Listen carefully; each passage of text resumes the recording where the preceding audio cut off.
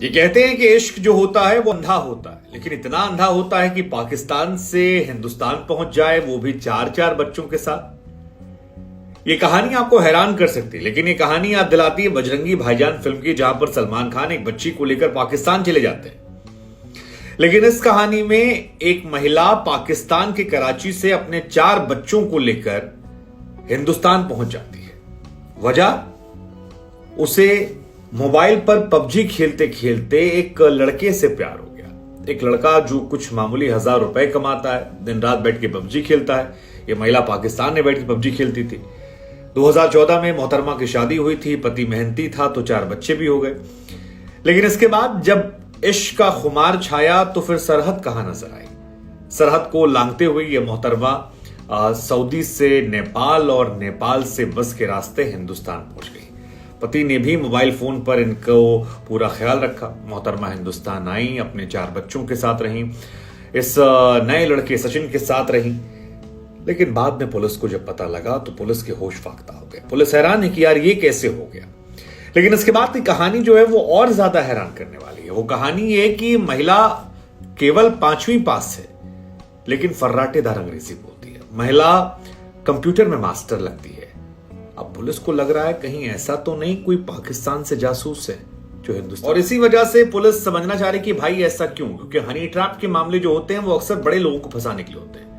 एक छोटे मोटे आदमी को फंसाने के लिए पाकिस्तान से हिंदुस्तान आने का लॉजिक पुलिस समझ नहीं पा रही। हालांकि हिंदुस्तान में जिन जनाब को मोहब्बत थी वो इन मोहतरमा और इनके 4 बच्चों के साथ फिलहाल जेल और हवालात की हवा खा रहे हैं। पिताजी को भी साथ में जेल में ले गए, क्योंकि पिताजी ने कहा था ब्याह कर लो, और ब्याह करवा दिया तो फिर पुलिस कह रही है हाँ अच्छा किया तुमने, पाकिस्तान से लीगल तरीके से लाकर बसा लिया। और बताते हैं तुमको, 27 साल की महिला है। इनका नाम जो है वो हैदर गुलाम है और 5वीं तक पढ़ी है। लेकिन जैसा हमने आपको बताया फर्राटेदार अंग्रेजी बोलती हैं, कंप्यूटर चलाने में मास्टर हैं।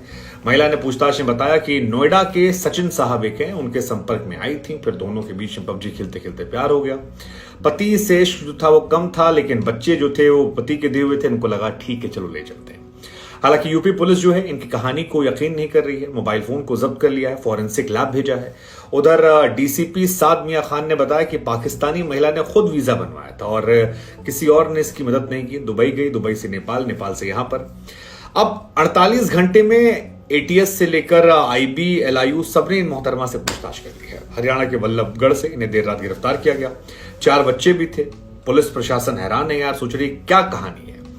फिलहाल इन्हें, इनके पति को और सचिन के पिताजी को, तीनों को अदालत में पेश किया गया। 14 दिन की न्यायिक हिरासत मिली है। लेकिन कहानी जो है वो जबरदस्त फिल्मी है, और पुलिस को जो ये लोग बता रहे हैं वो बड़ा हैरान करने वाला है। इनका कहना है कि यार हमने यूट्यूब पर वीडियोस देखे थे, हमें पता लगा कि इंडिया कैसे आ सकते, तो पता लगा नेपाल से सबसे आसान है, तो हमें लगा कि नेपाल पहुंचे और नेपाल से इंडिया कायदे से आ जाएंगे।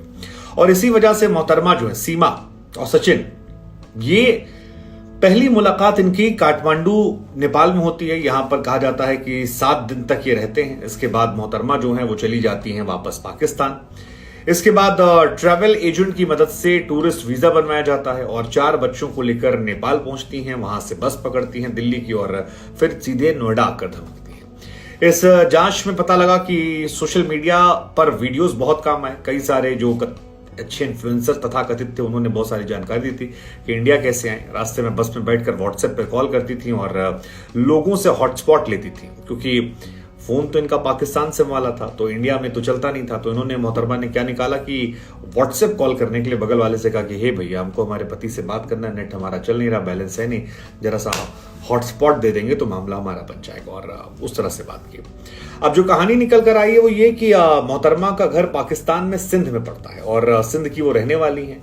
ग्रेटर नोएडा के डीसीपी ने बताया कि सिंध की रहने वाली हैं। 2014 में इनकी शादी हुई थी। पाकिस्तान में एक आदमी है गुलाम हैदर, उसके साथ इनका ब्याह हुआ, 4 बच्चे हुए। वो जनाब जो है कराची में रहने वाले हैं, टाइल्स बनाने का काम। उधर पति जो है वो टाइल्स लगाता है। यहाँ जो नया पति बना है या पति या जो भी कह लीजिए, वो पल्लेदारी काम करता है। 2019 में इनका जो पति था गुलाम हैदर वो सऊदी चला गया था, वहीं पर काम करने लगा।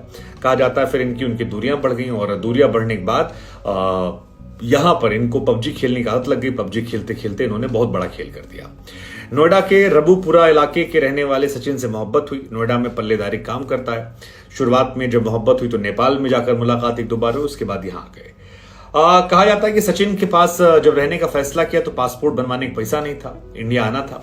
तो कराची में इनका एक प्लॉट था जिसको उन्होंने वहां पर 12 लाख रुपए में बेचा और फिर अपने 4 बच्चों का वीजा पासपोर्ट बनवाया और उसके बाद ट्रेवल एजेंसी से संपर्क किया जिसके थ्रू ये यहाँ आ गए। नेपाल के 5 टिकट जो हैं वहां की ट्रेवल एजेंसी ने इनके लिए करवाए थे। बच्चों को लेकर नेपाल पहुंची, 10 दिन नेपाल रही, फिर वहां से दिल्ली की बस पकड़ी। मतलब गजब की कहानी है। लेकिन ये फंसी तब जब एक वकील के पास ये लोग शादी करवाने गए और उसने आई कार्ड मांगा तो इन्होंने पाकिस्तानी आई कार्ड दिया, जिसके बाद खेल हो गया। उसने पुलिस को बता दिया, पुलिस आई तो फिर हंगामेदार हो गया। अब सवाल ये कि हनी ट्रैप है या फिर क्या है। फिलहाल 50 दिन ये रह चुकी हैं, शादी इनकी नहीं हुई है नए वाले के साथ, जांच चल रही है। अब अगर हनी ट्रैप है तो सचिन से क्या इनको मिल सकता है, एक सवाल ये है। इंडिया में क्या कर रही थी, और अगर नहीं है तो फिर इश्क इतना पागलपन होता है, मतलब पता नहीं, हो सकता है इतना भी हो। 4 बच्चा लेकर सीधे